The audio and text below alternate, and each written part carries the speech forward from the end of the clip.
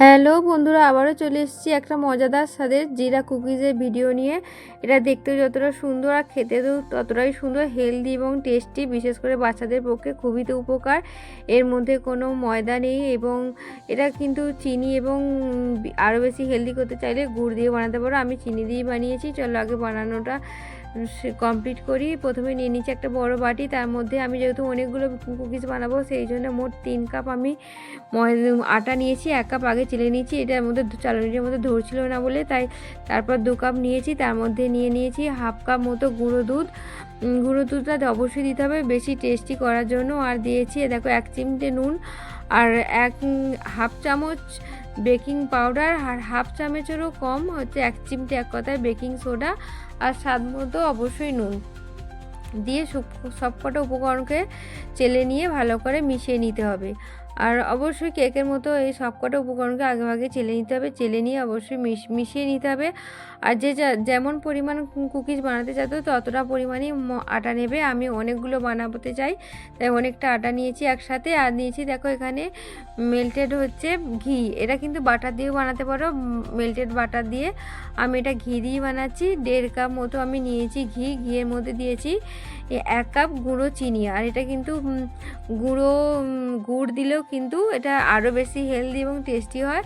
আমার কাছে গুড়টা তখন অ্যাভেলেবেল ছিল না বলে আমি চিনি গুঁড়িয়ে নিয়েছি, নিয়ে এর মধ্যে, আর চিনিটা কিন্তু একটু কমই দিয়েছি আমি, খুব একটা বেশি মিষ্টি আমি আমাদের বাড়ির সবাই পছন্দ করে না, তাই অল্প চিনি দিয়েছি। চিনিটা যে যা স্বাদ মতো দেবে। আর চিনি দিয়ে এর মধ্যে দিয়ে দিয়েছি 1 চামচ ভ্যানিলা এসেন্স দিলে একটা সুন্দর স্বাদ হয়।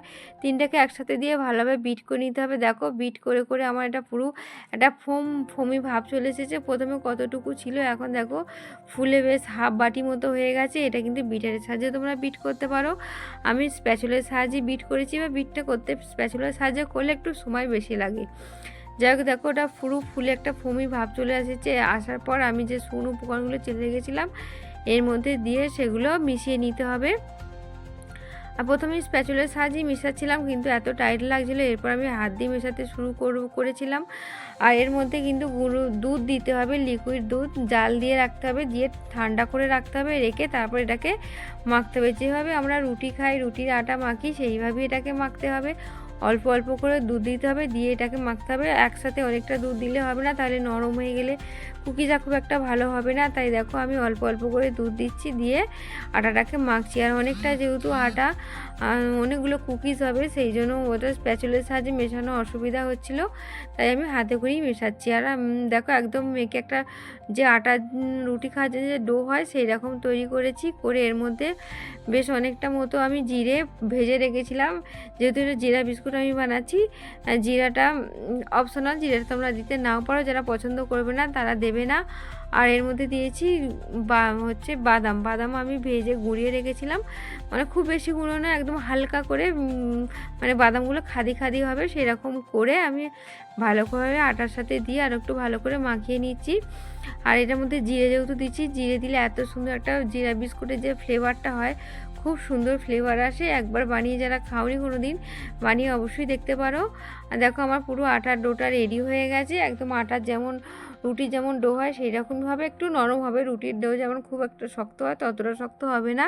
আর আমি দু রকমের একটু আমি কুকিগুলো একটু ডিজাইন করতে চাইছি, তাই একটা নর্মালি একটু গোল গোল করবো, আর একটা পাইপিং ব্যাগে খানিকটা ভরে নিচ্ছি, নিয়ে একটা স্টার নজেল নিয়েছি, নিয়ে খানিকটা ডিজাইন করব, সেই হিসেবেই বানাচ্ছি। এটা আমি ওটা তোমরা পাইপিং ব্যাগে ভরে করতে হবে তার কোনো মানে নেই। এই যে আমি খানিকটা গোল গোল করে বানিয়েছি, তোমার দেখিয়ে দিচ্ছি। এই যে লুচির যে ছোটো ছোটো ডো হয় না, সেই রকম লুচির মতো ছোট্ট ছোটো ডো কেটে আমি লুচির মতোই করে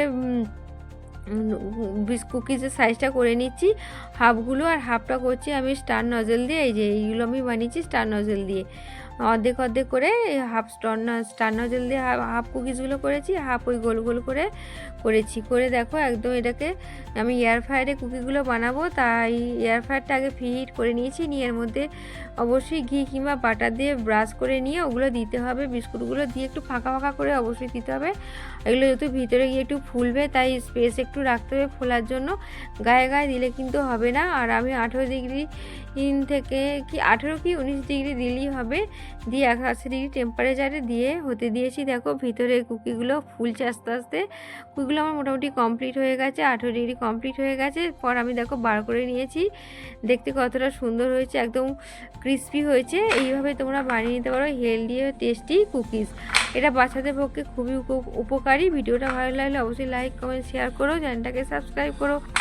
দেখা হচ্ছে নেক্সট ভিডিও। এটা